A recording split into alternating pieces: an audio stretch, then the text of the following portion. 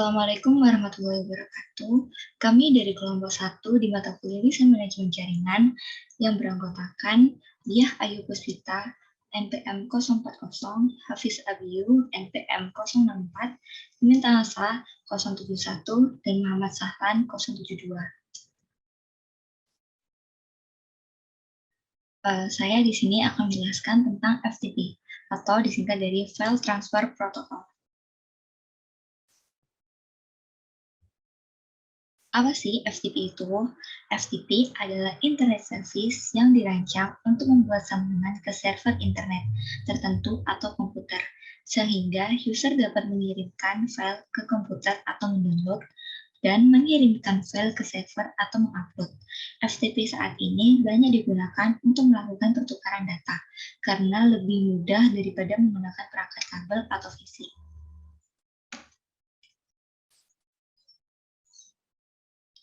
Setelah kita mengetahui pengertian dari FTP, kita akan menemukan istilah FTP server dan FTP client. Jadi, FTP server itu berfungsi memberi layanan supaya file bisa saling bertukar informasi apabila ada permintaan dari FTP client. Sedangkan FTP client berfungsi meminta koneksi pada FTP server. Jadi inilah fungsi atau tujuan dari FTP server dan FTP client. Di FTP server, yang pertama itu ada pembagian data dan penyediaan layanan implicit remote komputer.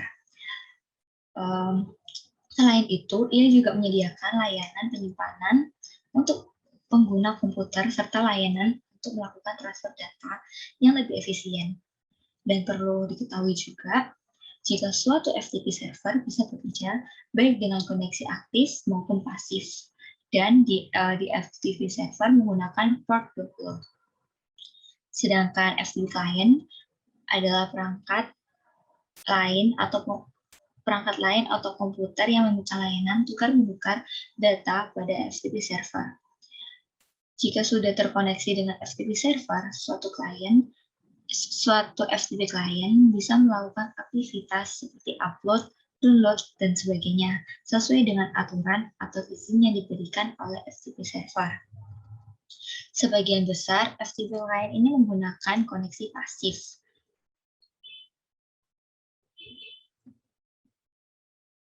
Selanjutnya yaitu perkembangan merek dan tipe. FTP telah ada selama lebih dari 40 tahun, tetapi telah berubah secara signifikan selama itu karena mengikuti perkembangan zaman dan kebutuhan spesifikasi. Spesifikasi asli untuk FTP ini sendiri itu ditulis oleh A.B. Bushan dan diterbitkan pada tanggal 16 April 1971 sebagai RFC 114. RFC sendiri ini singkatan dari Request for Comment dan merupakan dokumen formal dari Internet Engineering Task Force. Terus pada tahun 1980, TCP atau IP ini muncul dan FTP diganti dengan versi TCP IP di RFC 765 pada bulan Juni 1980. Dan kemudian RFC 959 pada bulan Oktober 1985 itu yang merupakan spesifikasi yang digunakan hingga saat ini. Perubahan selanjutnya itu menambahkan ekstensi keamanan, privasi, dan dukungan IP versi 6.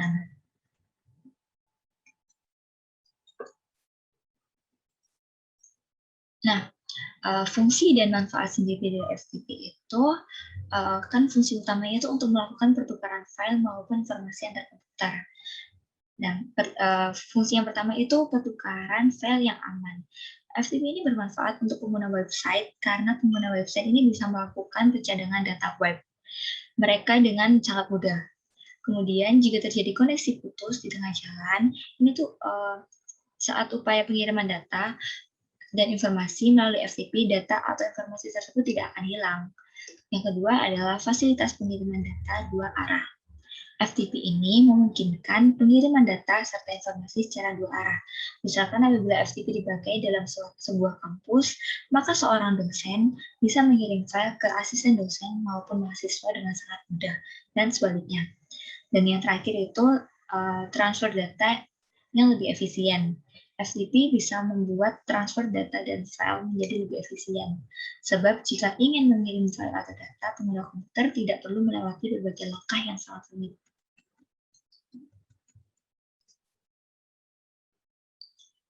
Cara kerja dari FTP ini, metode yang digunakan dalam FTP adalah metode autentikasi standar.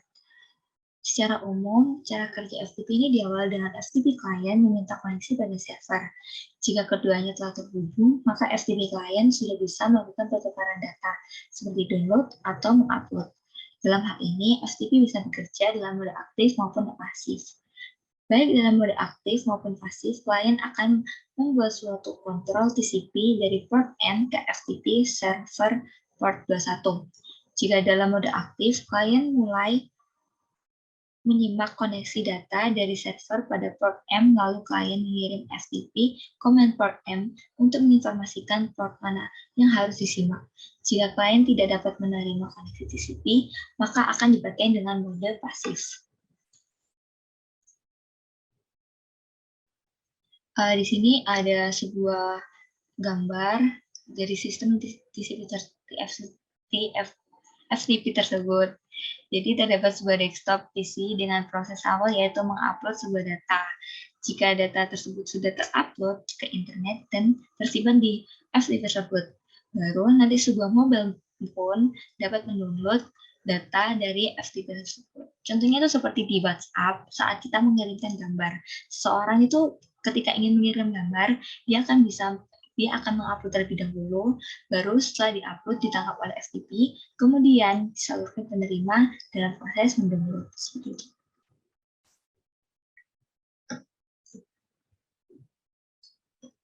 Harga FTP sendiri itu kisaran ada yang gratis hingga ada yang mahal.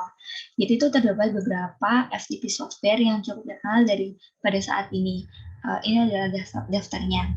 Yang pertama itu ada FileZilla dan WinSCP. Ini tuh bisa digunakan di sistem operasi Windows. Dan kita saat ingin menginstalnya itu tidak berbayar atau gratis. Sedangkan FireFTP dan GFTP itu bisa digunakan di Windows, macOS, dan Linux. Dan ini juga gratis. CyberDuck itu digunakan di Windows dan macOS. Dan tidak dipungut biaya juga.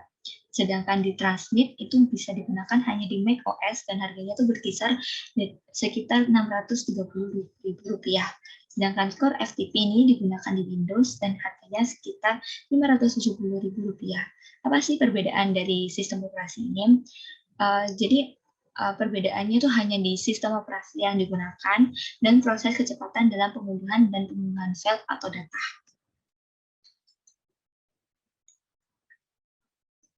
Dan yang terakhir, saya akan menjelaskan tentang implementasi dari FTP tersebut. Jadi langkah yang pertama itu, kita akan menyisikan hostname, username, password, dan port yang ada di sebelah kanan, sebelah kiri atas itu. Setelah itu kita akan menekan Quick Connect. Jika sudah terkonek, di sebelah kiri itu ada local site, yaitu tampilan dari folder di lokal komputer, dan yang sebelah kanan itu terdapat remote site, yaitu server. Nah, cara mengirimkan filenya itu dengan mendrag file yang ada di lokal ke server. Jika sudah selesai loading, nanti muncul notifikasi sukses atau gagal pada tampilan sebelah kiri yang sebelah bawah itu. Yang digunakan ini adalah sistem software FileZilla.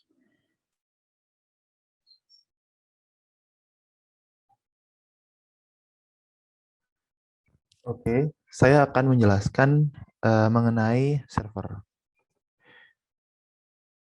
Untuk definisinya terlebih dahulu, server atau dalam bahasa Indonesia bisa disebut peladen, merupakan suatu sistem komputer yang memiliki layanan khusus berupa penyimpanan data. Data yang disimpan melalui server berupa informasi dan beragam jenis dokumen yang kompleks. Perkembangan server. Server dimulai pada tahun 1989, di mana tim Berners-Lee mengajukan pada perusahaannya, yaitu John, untuk meminta sebuah proyek yang bertujuan untuk mempermudah pertukaran informasi antar para peneliti dengan menggunakan sistem hypertext. Dan pada tahun 1990, perusahaan tersebut mengabulkan permintaan dari Berners-Lee, dan Berners-Lee menulis dua program komputer, yaitu sebuah peramban yang dinamanya sebagai World Wide Web server web pertama di dunia, yang kemudian dikenal sebagai CERN HTTPD, yang berjalan pada sistem operasi NeXTSTEP.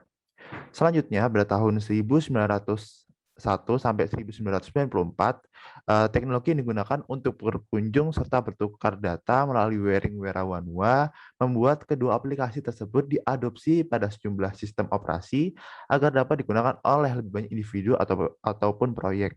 Dan pada periode ini pun banyak sekali organisasi, instansi yang mulai menggunakan server, baik itu web server dan lain sebagainya. Dan pada tahun 1994, tim Berners-Lee memutuskan untuk membakukan organisasi World Wide Web Consortium atau W3C untuk mengatur pengembangan lanjut atas teknologi terkait lainnya, yaitu HTTP, HTML, dan lain-lain, melalui proses standarisasi. Setelah itu, saya akan menjelaskan fungsi dan jenis. Fungsi utama server adalah untuk tempat penyimpanan data dan informasi berkapasitas besar, serta sebagai layanan bagi klien dan pengguna untuk menyimpan, mengolah, menerima, mengirim berbagai data melalui beberapa protokol khusus. Server juga memiliki fungsi berdasarkan jenis, yaitu yang pertama ada server aplikasi yang berfungsi untuk menyimpan berbagai macam aplikasi yang dapat diolah dan diakses oleh klien. Ada server proxy yang berfungsi untuk mengatur jalannya lalu lintas traffic pada jaringan melalui konfigurasi proxy. Ada server data yang berfungsi untuk tempat menyimpan baik yang belum diolah ataupun yang sudah. Dan ada web server, mail server, FTP server, game server, DHCP server, dan sebagainya yang fungsinya kurang lebih sama, yaitu untuk mengolah, menyimpan, menerima, mengirim berbagai data melalui protokol khusus. Selanjutnya saya akan menjelaskan tentang cara kerja server. Server bekerja atas permintaan dari klien, sehingga untuk setiap server memiliki cara kerja yang hampir sama, yaitu memenuhi permintaan atau instruksi dari klien. Di sini kami mengambil studi kasus dari web server. Ada sebuah komputer yang kita sebut sebagai klien dan penggunanya adalah user. Dan user ingin mengakses suatu web, maka akan request tersebut dikirim ke web server melalui HTTP request input. Di web server itu akan terhubung dengan data server, dan web server akan mengembalikan lagi ke komputer, yaitu berupa HTTP response atau output, berupa tampilan di browser apa yang diminta oleh user. Selanjutnya, harga server. Harga server itu kurang lebih sekitaran 6.445.000 sampai dengan 125 juta. Dengan berbagai merek server yang tersedia, seperti ada Dell, HP, IDM, Lenovo, dan juga Intel. Berbagai server ini, perbedaan itu kenapa sih ada yang murah dan ada yang mahal? Karena terletak di 3 poin utama. Yang pertama ada prosesor, seperti Intel Core i3 sampai dengan i7, AMD Opteron, Intel Xeon, dan sebagainya. Dan yang kedua adalah RAM. RAM yang dipakai bisa 4 GB, 8 GB, 32 GB, dan 64 GB. Dan perbedaan yang ketiga adalah kapasitas harddisknya. Ada yang SSD, HDD, dan juga ada yang 1 terabyte, dan lain sebagainya. Selanjutnya adalah implementasi server, yaitu merancang atau membangun sebuah server. Di sini kita butuh hardware, yaitu ada rak server, router, switch, netlab, dan juga PC. Dan tutorial membangun servernya itu pertama kita membuat prosedur atau work planning. Di sini kita menentukan nih hardware apa yang digunakan, terus nanti jika terjadi masalah apa SOP yang harus dilaksanakan, jika routernya error apa yang harus kita laksanakan, itu akan dibahas di work planning. Yang kedua, ada menyusun dana sistem atau network planning. Di sini kita akan menggambarkan jaringan atau network sebuah sistem tersebut di network planning. Yang ketiga, ada gunakan ruangan khusus. Nah, di sini kita harus mencari tempat khusus sebagai ruangan server, di mana ruangan tersebut nanti suhunya akan kita atur atau bisa dioptimalisasi sesuai dengan kebutuhan server, misalnya di angka 20 Celcius maka atau di angka 24 Celcius, maka ruangan tersebut akan dijaga di angka tersebut. Yang keempat ada suplai listrik yang tepat atau power planning. Di sini kita juga harus mengidentifikasi kira-kira Untuk menghidupkan suatu server, kita butuh peristikan berapa nih kira-kira yang aman agar server tersebut bisa terjalan dan untuk meminimalisir terjadinya arus pendek atau kurangnya tegangan. Yang kelima, ada sistem perkabelan yang benar atau wiring. Di sini kita memilih kira-kira kabel apa yang cocok digunakan untuk server dengan daya tersebut dan sebagainya. Yang keenam, pemasangan server. Untuk pemasangan server sendiri dari rak server yang paling atas kita pasang router, terus yang kedua itu ada netlab, yang ketiga itu baru switch. Dan pemasangannya itu harus ada jaraknya, jangan terlalu dekat dan juga jangan terlalu jauh. Yang ketujuh, itu ada selalu gunakan limited user, di mana nggak ada user yang istilahnya over kuasa gitu ya. Jadi harus ada batasannya. Kira-kira user A misalnya punya limit di suatu hal dan user B juga punya limit di tempat yang lain seperti itu. Yang ke-8, install dan update antivirus dan firewall, di mana di sini kita harus mengupdate agar server kita dapat terjaga dari serangan hacker atau dari virus yang mengancam server kita. Yang ke-9, melakukan maintenance berkala atau schedule maintenance. Di kegiatan nomor 9 ini kita merancang atau membuat timeline kira-kira mau melakukan maintenance server berapa kali dan biaya apa saja yang dikeluarkan setiap maintenance tersebut, apakah gratis atau ada biaya yang dikeluarkan. Seperti itu.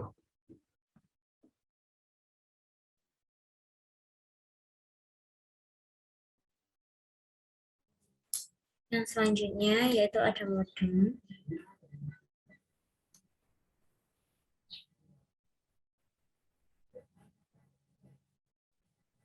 Nah, untuk pengertian modem, modem adalah sebuah perangkat keras yang berguna sebagai alat komunikasi dua arah yang merubah sinyal digital menjadi sinyal analog atau sebaliknya untuk mengirimkan data atau pesan ke alamat yang dituju. Nah, modem sendiri itu adalah singkatan dari modulator dan demulator. Modulator adalah proses modulasi, yaitu untuk proses menumpangkan data pada sinyal informasi ke sinyal pembawa supaya dapat dikirimkan ke pengguna melalui media tertentu. Proses modulator juga dapat diartikan sebagai proses mengubah data dari komputer yang berbentuk sinyal digital akan diubah menjadi sinyal analog. Sedangkan demulator adalah proses untuk memperoleh kembali data yang telah dikirim oleh pengirim. Nah, dalam proses ini, data yang berupa sinyal analog akan diubah kembali menjadi sinyal digital supaya dapat dikenali atau dibaca oleh komputer. Jadi, pengertian modem adalah kayak sebuah perangkat keras yang berguna sebagai alat komunikasi dua arah. Next.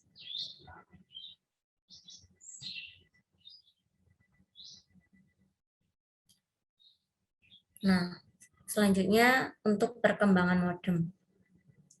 Modem pertama kali ada di dunia itu pada tahun 1943. Nah, diciptakan oleh IBM dan digunakan untuk sambungan mesin teletype ke sambungan telepon biasa dengan kecepatan sekitar 25 bit per detik. Nah, yang sebelumnya ini itu digunakan berdasarkan mesin teleprinter dan telegraf yang otomatis. Lalu, IBM mengembangkan modem tersebut hingga lahirlah modem teletype pada tahun 1948. Nah, modem teletype ini digunakan dalam Perang Dingin Amerika Serikat dan digunakan untuk mengirimkan berbagai macam gambar ke seluruh penjuru Amerika Serikat pada waktu itu. Nah, yang selanjutnya pada tahun 1958, AT&T berhasil mengembangkan dan memproduksi modem komputer komersial pertama yang disebut sebagai digital subset. Nah, modem ini itu mampu menghubungkan komputer Sage di wilayah Amerika dan Kanada, serta memiliki kecepatan sekitar 110 bit per second. Dengan kecepatan itu, diperlukan waktu sekitar 15 jam untuk membuka sebuah halaman web dan diperlukan waktu sekitar 20 menit untuk membuka email. Dan pada tahun 1962, AT&T kembali melakukan inovasi modem dengan meluncurkan modem Bell 103 data phone. Nah, modem ini itu mampu mengirimkan data dengan kecepatan 300 bit per second. Nah, modem ini mampu mengirimkan data digital pada saluran telepon biasa. Hingga saat ini, modulasi Bell 103 masih banyak digunakan untuk radio gelombang pendek, juga radio amatir. Next. Nah, berikut adalah contoh gambar modem pada masa modem teletype, modem digital subset, dan Bell 103 data phone. Gitu. Next. Untuk perkembangan yang selanjutnya,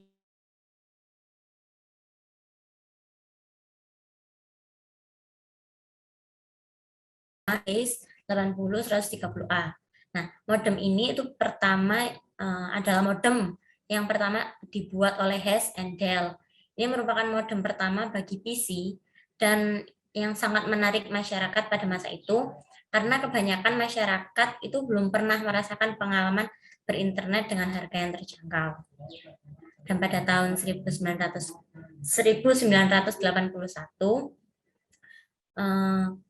meluncur Hayes mengembangkan modem baru yang diberi nama Hayes Smart Modem. Modem ini memiliki kecepatan hingga 300 byte per second dan modem ini berfungsi untuk mengontrol telepon seperti telepon saat ini, seperti melakukan dialing, menahan, memutuskan. Nah, saat itu Hayes Smart Modem juga menawarkan versi modem yang memiliki 1200 byte per second atau 1,2 kbps. Dengan kecepatan itu, kita bisa membuka email berukuran 10 kilobyte dalam waktu sekitar 2 menit dan membuka halaman web sekitar waktu 1,5 jam.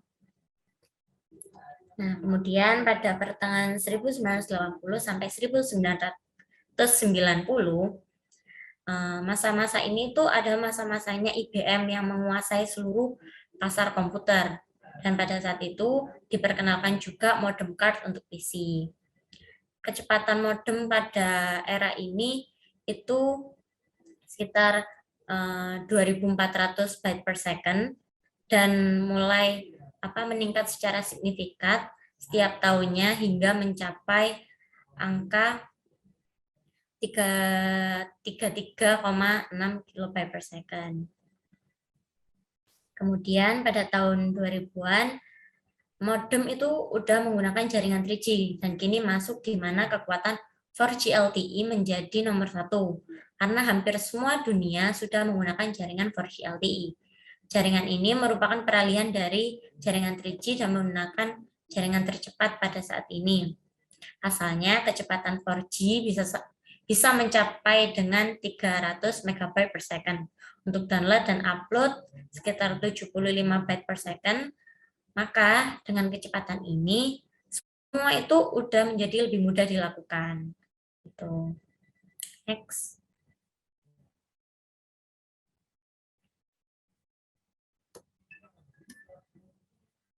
Fungsi dan jenis.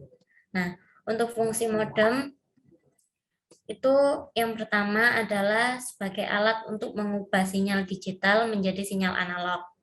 Yang kedua, untuk melakukan proses modulasi dan demodulasi. Yang ketiga, untuk menghubungkan perangkat dengan jaringan. Yang keempat, untuk melakukan kompres data yang dikirim melalui sinyal. Dan yang kelima, untuk melakukan pengecekan dan pemeriksaan paket data dan komunikasi. Jadi, secara umum, modem itu kayak berfungsi sebagai perangkat keras yang berfungsi untuk mengubah komunikasi dua arah menjadi sinyal digital menjadi sinyal analog.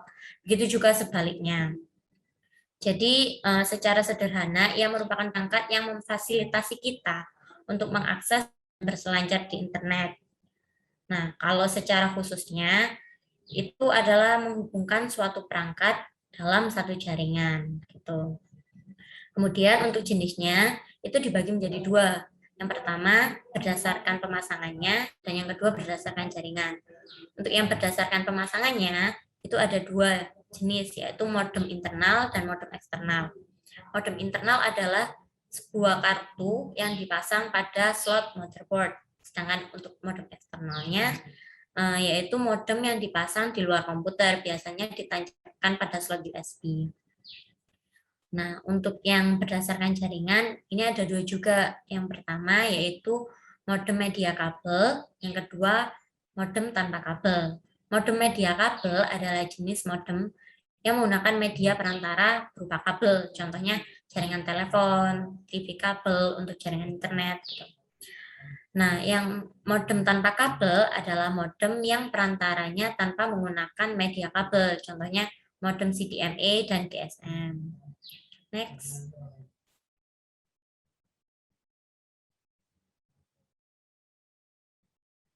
Untuk cara kerja modem, mulainya yaitu ada dari sebuah komputer yang berbentuk digital. Kemudian diubah oleh modem tersebut menjadi sebuah sinyal analog. Nah, sinyal analog yang setelah dirubah ini kemudian dikirimkan ke media telekomunikasi lain seperti telepon, radio, dan lain sebagainya. Dan saat data analog tadi sampai ke komputer tujuan, maka modem yang ada pada komputer tujuan kemudian mengubahnya menjadi sinyal digital kembali supaya bisa diproses atau istilahnya datanya bisa dibaca oleh penerima. Nah, untuk harga modem, range harganya untuk tahun ini itu sekitar 150 hingga 800.000 dengan merek-merek macam-macam merek kayak modem Huawei, Cyborg, Telkomsel, Bolt, CTE, Sierra, Prolink, dan lain sebagainya. Next. Baik, selanjutnya ada access point. Apa itu access point? Jadi access point adalah perangkat keras jaringan komputer yang menghubungkan piranti nirkabel atau tanpa kabel dengan jaringan lokal menggunakan teknologi seperti Wi-Fi, Bluetooth, wireless, dan lain sebagainya. Access point juga sering disebut dengan wireless local area network atau WLAN. Perangkat ini berfungsi untuk mengirimkan dan menerima data yang berasal dari adapter wireless.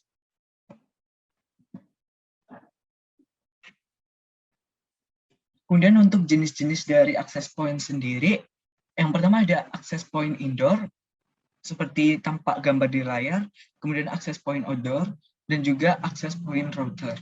Masing-masing contohnya ada di layar. Bisa di next. Oke, selanjutnya bagaimana perkembangan merek dan juga tipe hingga saat ini dari access point sendiri. Untuk perkembangannya, access point dimulai pada tahun 1970, di mana IBM saat itu mengeluarkan hasil percobaan mereka dalam merancang WLAN dengan teknologi IR dengan data rate 100 kbps. Kemudian pada tahun 1997 atau 27 tahun selanjutnya, perkembangan access point sendiri terdapat WLAN pertama yang diberi kode 802.11 dapat bekerja pada frekuensi 2,4 GHz dan kecepatan transfer data atau throughput teoritis maksimal 2 MB per second. Kemudian 2 tahun selanjutnya atau tepatnya pada tahun 1999 terdapat perkembangan signifikan di mana IEEE kembali mengeluarkan spesifikasi baru bernama 802.11b. Kecepatan transfer data teoritis maksimal yang dapat dicapai adalah 11 MB per second. Kemudian 7 tahun selanjutnya, tepatnya pada tahun 2006, teknologi yang diusung dari access point sendiri dikenal dengan istilah MIMO atau Multiple Input, Multiple Output, merupakan teknologi Wi-Fi terbaru hingga saat ini.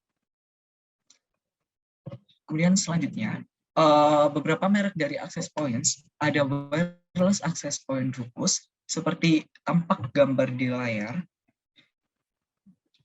Kemudian ada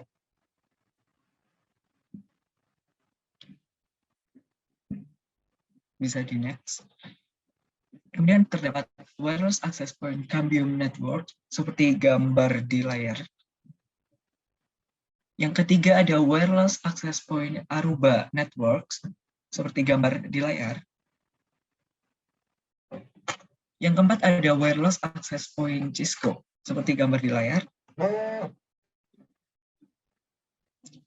Kemudian ada MikroTik wireless access point seperti gambar di layar.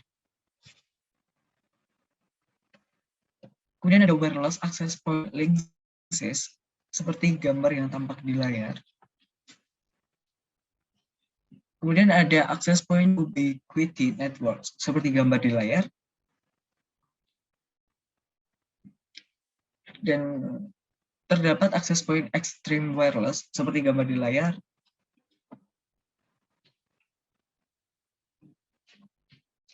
Kemudian yang terakhir ada access point netgear seperti gambar di layar.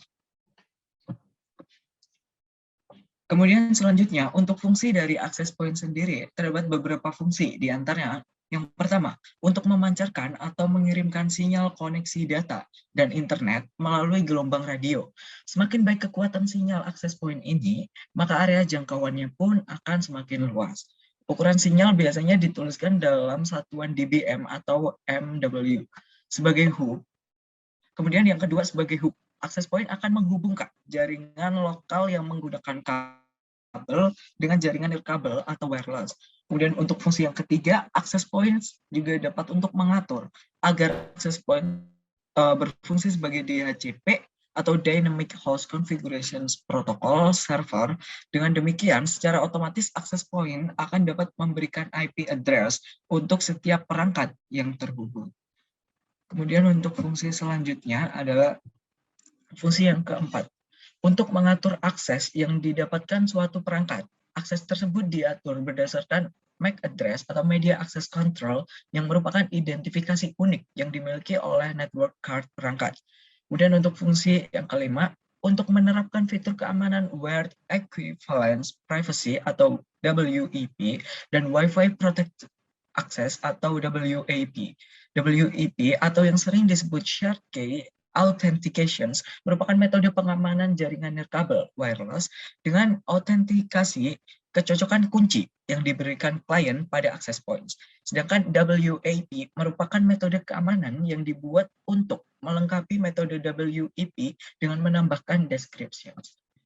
Kemudian next. Kemudian selanjutnya, bagaimana sih cara kerja dari access point sendiri? Access point bekerja dengan menyediakan koneksi antara jalur data sinyal RF yang dibentuk oleh Wi-Fi dengan jalur data elektrik yang dibentuk oleh kabel Ethernet.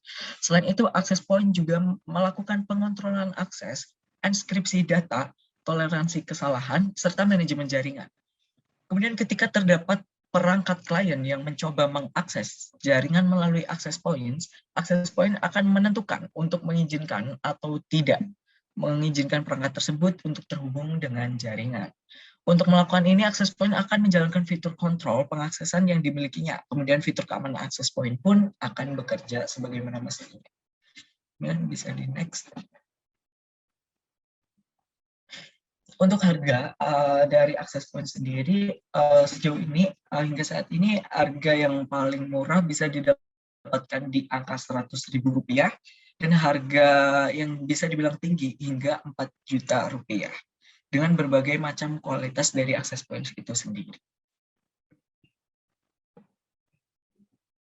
Kemudian untuk implementasi dari access point sendiri, yang pertama tentunya kita diwajibkan untuk memilih access point dengan fitur yang tepat.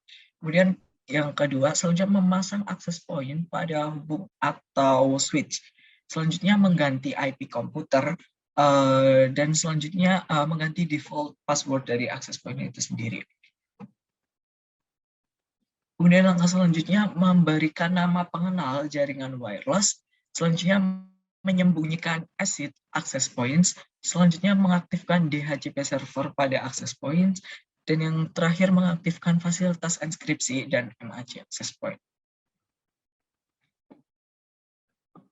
Baik, cukup sekian dari presentasi kami hari ini. Kurang lebihnya kami mohon maaf yang sebesar-besarnya. Wassalamualaikum warahmatullahi wabarakatuh.